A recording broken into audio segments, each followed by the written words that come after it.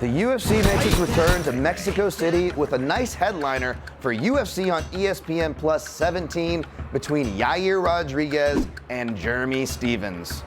Dan Tom here with MMA Junkie to help you take a little bit of a closer look at that main event. We got Yair Rodriguez, who, of course, was a tough LATAM standout. He came on the scene with his flash from his Taekwondo, but I would argue he is more than that kind of flashy fighter who used to primarily fight from just his right side. He now incorporates his left side much better, especially in boxing range, whether he's using check hooks or other counters like a straight left cross from the southpaw stance. He will switch his stance, and he has some wrestling in his back pocket thanks to Izzy Martinez that helps keep things standing, or if he wants to, shoot the occasional power double. However, Jeremy Stephens, a guy who maybe didn't come on with flash, but came on as that junkyard dog brawler. Well, he's still the junkyard dog, but bad news for the featherweight division, at least the majority of them. That junkyard dog found out how to work his own chain. Jeremy Stephens is now incorporating more feints, better footwork, better wrestling, and especially wrestling defense, which could come in handy here for point-scoring takedowns. And he's been able to go on quiet runs, although is on a quiet two-fight losing skid as of right now.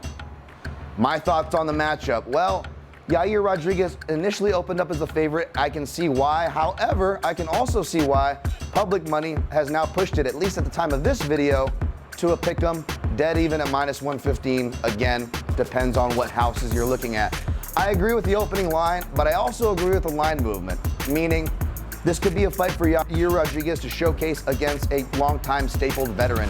Jeremy Stephens comes forward, which is a great style to showcase a Yair Rodriguez style. We saw Zabit Magomedsharipov showcase a lot of his style against Jeremy Stephens. However, no knock to Rodriguez. I would argue that Magomedsharipov is a better wrestler, a better counter fighter, and possibly a better fighter than Yair Rodriguez. Again, no disrespect to the Mexican standout, who could very well win this in a similar fashion. But if you notice, even Zabit started to get tired come round 3, and Stephens started to make the corrections and adjustments to his pressure.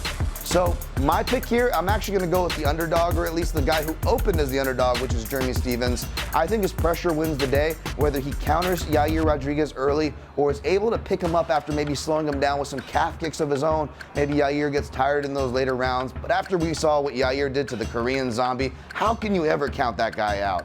I don't know if it's the most confident pick, but that's my pick. Regardless of what your pick is, make sure you keep it locked to MMAJunkie.com. We got you coverage there all week long.